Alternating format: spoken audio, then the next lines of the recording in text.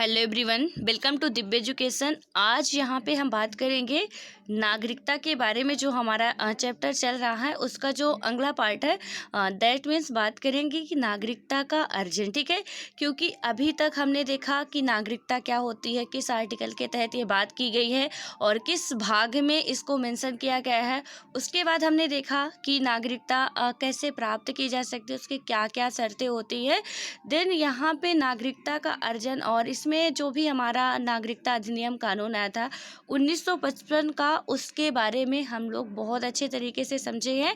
और यहाँ पे अभी हमने ये बात भी समझी है कि इसमें क्या हुआ था कि जो 1955 के तहत नागरिकता अधिनियम आया था, इसमें कई बार क्या किया गया था, संशोधन किया गया था। ठीक है, यानी कि एक दो बार नहीं, कई बार ऐसा था जबकि इसमें संशोधन किया गया था।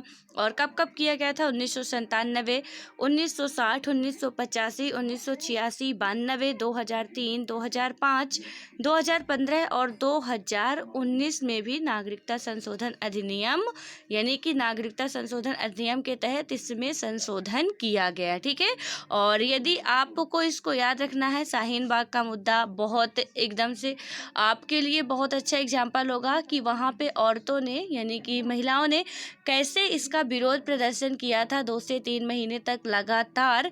तो इससे आप खूबी या मतलब परिचित भी होंगे और इसको आप याद भी रख सकते हो कि यही एक ऐसा अधिनियम था जिसके खिलाफ महिलाओं ने, यानी मुस्लिम महिलाओं ने अपना प्रदर्शन किया था। ठीक है, दैट मीन्स विरोध प्रदर्शन किया था। तो इसके बारे में हम लोग देखे हैं। उसके बाद आज हम बात करेंगे कि यहाँ पे नागरिकता का अर्जन हम कैसे करते हैं, किस किस आधार पे। यानी कि अभी हमने देखा कि इसमें हम नागरिक बन सकते हैं, भारत के हों, पाकिस्तान के हो, जो भी इसकी शर्तें थी वो देखी, बट किस आधार पे बन सकते हैं। ठीक है, तो यहाँ पे मेन रूप से यदि बात करें तो नागरिकता अधिनियम जो हमारा 1955 का आता है, यानी कि 1955 का आता है। इसमें होता क्या है कि नागरिकता प्राप्त करने की 5 शर्तें बताता है। ठीक है, ये जो अधिनियम है वो नागरिकता प्राप्त करने की हमारी कितनी शर्तें बताता है? 5 इसमें टर्म्स एंड कंडीशन होती हैं। उसके बाद होता क्या है कि ये 5 शर्तें बताता है। जैसे कि बात करते हैं वो 5 शर्तें मेन रूप से होती कौन कौन है। तो यहाँ पे जो आपको स्लाइड में दिख रहा है, आप उसका नोट्स बना सकते हो। ठीक है, क्योंकि ये बहुत इंपॉर्टेंट टॉपिक है और यदि आप इसको बेहतर तरीके से पढ़ के समझना चाहते हैं तो आपके पास आपकी खुद की नोट्स होनी चाहिए। इसलिए आपको जैसा दिख रहा है एज इट इज ऐसा ही आप यदि लिख लेते हैं तो आपका प्रॉपर नोट्स कंप्लीट हो जाएगी। तो यहाँ पे हम बात करें नागरिकता अर्जन करना, कितने 5 शर्तों में बताया गया है। पहली शर्त है जन्म से। ठीक है, दूसरी शर्त इसमें है वंश के आधार पर, और तीसरी शर्त इसमें है पंजीकरण द्वारा, चौथी शर्त है प्राकृतिक रूप से, और इसमें 5वीं शर्त जो है वो है क्षेत्र समाविष्टि द्वारा है। ठीक है, यानी कि हम बात करें जन्म से, तो जन्म से का मतलब क्या हुआ कि जन्म के आधार से, यानी कि भारत में जो 26 जनवरी 1950 को या उसके तुरंत बाद, ठीक है, यानी 26 जनवरी 1950, इसमें जो डेट मैं जितनी बताती हूँ बस वही डेट आपको याद रखनी है। अदरवाइज हो सकता है कि आपका क्वेश्चन गलत हो जाए, तो इसलिए ये डेट याद रखनी है। तो जन्म के आधार पर कैसे होता है, यहाँ पे आप समझिए कि 26 जनवरी 1950, ठीक है, को या उसके बाद, यानी कि उसके तुरंत बाद 1 जुलाई 1947 से पूर्व जन्मा व्यक्ति अपने माता पिता के जन्म की राष्ट्रीयता के बावजूद भारत का नागरिक होगा। ठीक है, यानी कि जो 26 जनवरी के तुरंत बाद, मतलब कि उसके बाद तुरंत, और या की बात करें 1 जुलाई 1947 से पूर्व व्यक्ति अपने माता पिता के जन्म की राष्ट्रीयता के बावजूद, ठीक है, भारत का नागरिक होगा। और यहाँ पे होता क्या है कि भारत में 1 जुलाई को या उसके बाद जन्मा व्यक्ति केवल तभी भारत का नागरिक माना जाएगा यदि उसके जन्म के समय उसके माता पिता में से कोई एक भारत का नागरिक हो। ठीक है, यानी कि जन्म के आधार पर क्या हमने समझा कि 1 जुलाई को या उसके बाद जो भी जन्मा व्यक्ति होता है वो क्या किया जाता है, केवल तभी नागरिक माना जाएगा जबकि उसके जन्म के समय उसके माता पिता में से कोई एक भारत का नागरिक हो। उसके बाद बात करें तो इसके अलावा क्या होता है कि यदि किसी व्यक्ति का जन्म 3 दिसंबर, ठीक है, 2004 को, मतलब 4 के बाद भारत में हुआ हो तो वह उसी दशा में भारत का नागरिक माना जाएगा यदि उसके माता पिता दोनों जन्म के समय भारत के नागरिक हों या माता या पिता में से एक उस समय भारत का नागरिक हो तथा दूसरा वैध प्रवासी हो, मीन्स अवैध प्रवासी ना हो। ठीक है, यानी कि माता या पिता में से क्या हो कि कोई भी भारत, जरूरी नहीं कि दोनों ही भारत के नागरिक हो, यदि माता या पिता में से कोई एक भी भारत का नागरिक है और दूसरा कोई अवैध प्रवासी नहीं है कि किसी इलीगल तरीके से रह रहा वो वहाँ पे, उसको भी यहाँ पे रहने की वैधता है, तो वो भी क्या माना जाएगा, भारत का नागरिक माना जाएगा। तो ये हुआ हमारा जन्म के आधार पर। और यहाँ पे बात करें तो क्या होता है कि भारत में पदस्थ विदेशी राजनयिक एवं शत्रु देश के बच्चों को भारत की नागरिकता अर्जन करने का अधिकार नहीं है। ठीक है, ये पॉइंट आप मेंशन कर लो। यहाँ पे क्या है, जन्म के आधार पर ही आप इसी में पॉइंट मेंशन कर लो कि जो भी हमारा होता है कि भारत में हमारे क्या है, कोई पदस्थ, यानी कि यहाँ कोई पोस्टेड है विदेशी राजनयिक, ठीक है, जो विदेशी राजनयिक होते हैं, या कि शत्रु देश के बच्चे को, जो भी हमारे शत्रु देश हैं, ठीक है, तो वहाँ के बच्चों को भारत की नागरिकता अर्जन करने का अधिकार नहीं है। यानी कि जैसे भी कोई भी शत्रु देश है हमारा या कि दुश्मन कंट्री है, वहाँ पे उनके बच्चों को भारत की नागरिकता का अधिकार नहीं दिया गया हमारे संविधान में। ठीक है, उसके बाद हमारा आता है वंश के आधार पर। वंश के आधार पर यदि हम बात करते हैं तो कोई व्यक्ति जिसका जन्म 26 जनवरी 1950 को या उसके बाद तुरंत 10 दिसंबर 1992 से पूर्व भारत के बाहर हुआ हो, ठीक है, वह वंश के आधार पर भारत का नागरिक बन सकता है यदि उसके जन्म के समय उसका पिता भारत का नागरिक हो।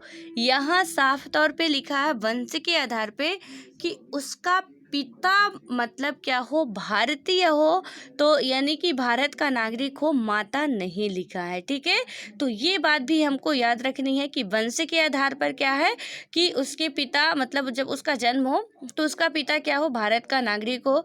यह यदि 10 दिसंबर 1992 को या उसके बाद यदि किसी व्यक्ति का जन्म देश के बाहर हुआ हो तो वह तभी भारत का नागरिक बन सकता है यदि उसके जन्म के समय उसके माता पिता में से कोई एक भारत का नागरिक हो। ठीक है, यानी कि बात करें यहाँ पे हम तो 10 दिसंबर 1992 या उसके बाद किसी व्यक्ति यदि जन्म होता है तो वो क्या होगा कि देश से बाहर हुआ है। ठीक है, उस व्यक्ति का जन्म, सपोज हम लोगों का जन्म जो है वो देश से बाहर हुआ है 1992 के तहत। ठीक है, यानी कि उस समय के आसपास हुआ है, तो क्या होगा कि बाहर जन्म तो हमारा होता है, वह तभी भारत का नागरिक, यानी कि हम लोग तभी भारत के नागरिक बन सकते हैं यदि उसके जन्म के समय उसके माता पिता में से कोई एक भारतीय हो। ठीक है, यानी कि माता पिता में से 1992 में जिसका जन्म होता है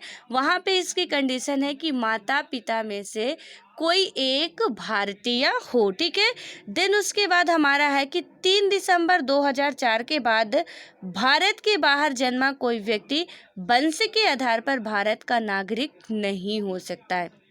यानी कि जो 3 दिसंबर 2004 के बाद क्या करता है, भारत की नागरिकता प्राप्त करता है, यानी कि भारत के बाहर कोई व्यक्ति जन्म लेता है तो उसे भारत की नागरिकता वंश के आधार पर नहीं दी जा सकती है यदि उसके जन्म के 1 वर्ष के भीतर भारतीय कॉन्सुलेट में उसके जन्म का पंजीकरण ना करा दिया गया हो या केंद्र सरकार उसकी सहमति से उक्त अवधि के बाद पंजीकरण ना हुआ हो। ठीक है, इस प्रकार क्या होता है कि बच्चे का भारतीय कंसुलेट में पंजीकरण कराते समय आवेदन पत्र में, मतलब कि जो आवेदन पत्र होता है, माता पिता को इस आशय का शपथ पत्र देना होगा कि उसके बच्चे के पास किसी अन्य देश का पासपोर्ट नहीं है। ठीक है, तो यहाँ पे जब वो बच्चा जन्म होता है तो उसका यदि 1 साल के अंदर अंदर पंजीकरण नहीं कराते हैं तो वो फिर भारत की नागरिकता नहीं प्राप्त कर सकता है। देन उसके बाद आता है हमारा कि पुनः एक नाबालिग जो वंश के आधार पर भारत का नागरिक है, साथ ही वह किसी अन्य देश का भी नागरिक है, तब उसकी भारतीय नागरिकता को मतलब समाप्त हो जाएगी तब तक कि वह अन्य देश की नागरिकता, या कि हम बात करें तो राष्ट्रीयता का परित्याग वयस्क होने की 6 माह की अंदर नहीं कर देता है। ठीक है, यानी कि कोई जो नाबालिग बच्चा होता है वंश के आधार पर भारत का नागरिक है और यदि वह क्या करता है किसी दूसरे देश में रहता है और जब वो वयस्क होता है तो उसके बाद वो दूसरे देश की नागरिकता यदि नहीं छोड़ता है तो भारत की नागरिकता उसको नहीं मिलेगी। ठीक है, और यदि वो उसको छोड़ देता 6 महीने के अंदर ही तो वो भारत का नागरिक बन सकता है। उसके बाद यहाँ पे हमारा आता है पंजीकरण के कारण। ठीक है, यानी कि पंजीकरण द्वारा भी हम क्या कर सकते हैं, भारत की नागरिकता प्राप्त कर सकते हैं। अब इसके बारे में यदि हम बात करें कि पंजीकरण के द्वारा कैसे भारत की नागरिकता प्राप्त कर सकते हैं, तो यहाँ पे बताया गया है कि केंद्र सरकार आवेदन प्राप्त करता है, यानी कि आवेदन प्राप्त होने तक किसी व्यक्ति, यानी कि अवैध प्रवासी ना हो, कोई ऐसा व्यक्ति ना हो जो कि अवैध रूप से भारत में रह रहा हो, तो उनको क्या होता है कि भारत के नागरिक के रूप में पंजीकरण का मतलब पंजीकृत कर सकती है यदि वह निम्नलिखित श्रेणियों में से किसी से संबद्ध हो तो। ठीक है, यानी कि यहाँ पे कुछ इम्पोर्टेंट इसकी श्रेणियाँ दी गई हैं और उनमें से यदि किसी से वो संबंध रखता है तो वो भारत की नागरिकता प्राप्त कर सकता है। जैसे कि आप ये जो श्रेणियाँ हैं थोड़ा सा आप इसको समझ लीजिए, हालांकि यहाँ पे लिखा नहीं है, बस इतना हमको पढ़ना है कि किस आधार पे नागरिकता हमको मिलती है। तो जन्म के आधार पर, और इसका जो मैं समझा रही हूँ आई होप आपको समझ में भी आ रहा होगा कि कैसे हम जन्म के आधार पर ले सकते हैं, देन उसके बाद कैसे हम वंश के आधार पर ले सकते हैं, और फिर हमारा आता है पंजीकरण द्वारा। तो पंजीकरण रूप में जो हमारी शर्तें होती हैं कि किस तरह हम नागरिकता प्राप्त कर सकते हैं, तो यहाँ पे क्या है कि भारतीय मूल का व्यक्ति, ठीक है, जो नागरिकता प्राप्ति मतलब कि नागरिकता प्राप्ति करने का आवेदन देने से ठीक पूर्व 7 वर्ष भारत में रह चुका हो। ठीक है, हालांकि जो हमारा नया नागरिकता संशोधन अधिनियम आया है उसमें मतलब इसमें जो भी अपडेट्स हुए हैं तो काफ़ी सारे चेंजेस हुए हैं, और इसको मैं जस्ट यहाँ पे आपको फिनिश करने के बाद ही मैं उसको कराऊंगी। ठीक है, जो भी हमारा अभी 2019 का नागरिकता संशोधन अधिनियम लाया गया है तो उसके बारे में हम लोग डिटेल से थोड़ा समझेंगे और इसके जो कुछ मिथ हैं उसके बारे में भी थोड़ा सा बात करेंगे कि क्या ये सही है या गलत है। ठीक है, तो यहाँ पे भी हम लोग समझेंगे अपने एग्ज़ाम के अकॉर्डिंग कि हमारे एग्ज़ाम के लिए जो भी इम्पोर्टेंट है उसके तहत हम मतलब कि उसको लेकर ही समझेंगे। कोई राजनीतिक मुद्दा बना के उसको नहीं समझना हमको, और ना तो ही हमको राजनीति करनी है। ठीक है, तो यहाँ पे पंजीकरण के आधार पे क्या बताया गया कि 7 वर्ष पूर्व वो भारत पे रह चुका हो। ठीक है, यानी कि कोई भारतीय मूल का व्यक्ति हो कि वहाँ जो भी जन्म वंश के आधार पर है और वो 7 वर्ष से पूर्व भारत में ही रह रहा हो। पहले वो किसी और देश में था भारतीय ही, ठीक है, लेकिन किसी और देश में था और 7 वर्ष से पूर्व यदि भारत में रह रहा हो तो पंजीकरण के आधार पर उसे क्या मिल सकती है, भारत की नागरिकता अर्जन कर सकता है। उसके बाद हमारा दूसरा आता है कि भारतीय मूल का वह व्यक्ति जो अविभाजित भारत के बाहर या किसी अन्य देश के अन्यंत्र रह रहा हो। ठीक है, यानी कि भारतीय मूल का कोई ऐसा व्यक्ति, भारतीय मूल का मतलब आप यहाँ पे समझना कि हमारे ये जितने भी हैं, ठीक है, जन्म के आधार पर, वंश के आधार पर, तो इनमें से किसी भी आधार पे यदि वो भारत का था कभी, और सपोज हमारे पेरेंट्स क्या है, विदेश में रह रहे हैं, तो हम क्या हो गए, या की बात करें तो हमारे पेरेंट्स के पेरेंट्स या कि हमारे ग्रैंडपा लोग जो थे वो भारत के थे। देन हमारे जो पेरेंट्स थे वो कहीं वही विदेश में ही जन्म ले रहे हैं, हम भी उसके बाद विदेश में ही जन्म ले रहे हैं, तो हम लोग क्या कहलाएंगे, नागरिकता तो वहाँ की प्राप्त है पर भारतीय मूल के नागरिक कहलाएंगे। ठीक है, तो यहाँ पे क्या बताया जा रहा है कि कोई जब दूसरे देशों में रहता है और इस आधार पे की नागरिकता प्राप्त की होती है जन्म वंश के आधार पर, तो वहाँ पे ये वर्ड यूज किया जाता है भारतीय मूल, तो इसको आपको याद रखना है।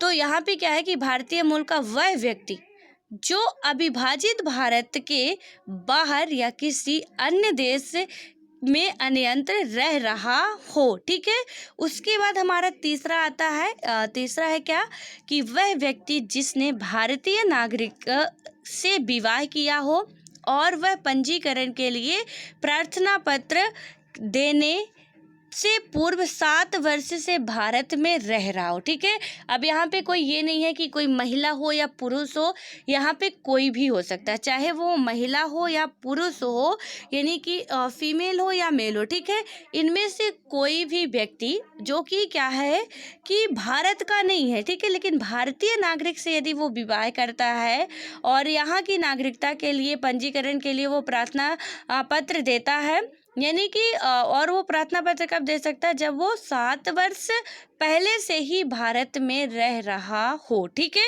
उसके बाद हम बात करते हैं, तो इसकी चौथी कंडीशन है कि भारत के नागरिक के नाबालिग बच्चे।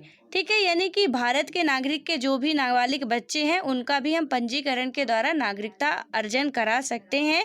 और उसके बाद हमारी 5वीं कंडीशन आती है, कोई व्यक्ति जो पूरी आयु तथा क्षमता का हो, उसके माता पिता भारत के नागरिक के रूप में पंजीकृत हों। ठीक है, और हमारा छठवां क्या आता है कि कोई ऐसा व्यक्ति जो पूरी आयु तथा क्षमता का हो तथा क्या हो कि वह माता पिता स्वतंत्र भारत के नागरिक के रूप में पंजीकृत हो, या वह पंजीकरण यानी कि जो भी पंजीकरण का इस प्रकार का आवेदन देने से बाहर, मतलब कि 12 महीने के साधारण निवास कर रहा हो। ठीक है, यानी कि जो भी आयु क्षमता के आधार पर है और यहाँ पे जब वो अपना देते हैं पंजीकरण के लिए, तो उससे लगभग पहले 12 महीने तक निवास कर रहे हो।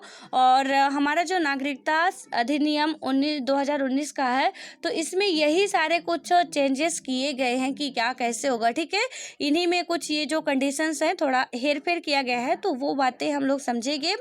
दिन इसका यदि लास्ट की बात करते हैं, जो कंडीशंस है कि कोई व्यक्ति जो पूरी आयु तथा क्षमता का हो, यानी कि आयु पूरी हो और उसकी कैपेसिटी भी अच्छी हो, वह समुद्र पार किसी देश के नागरिक के रूप में 5 वर्ष से पंजीकृत हो, या तथा वह पंजीकरण का इस प्रकार का आवेदन देने से 12 महीने साधारणतः क्या हो कि निवास कर रहा हो। ठीक है, यानी कि यहाँ पे एक और कंडीशन आ गई कि जो भी हमारे समुद्री देश हैं, समुद्र पार के देश हैं, ठीक है, तो उनके जो भी यदि नागरिकता प्राप्त करना चाहते हैं तो 12 महीने से पहले ही वो क्या हो कि भारत में रह रहे हों, तभी वो पंजीकरण कर सकते हैं और उसके बाद नागरिकता अर्जन कर सकते हैं।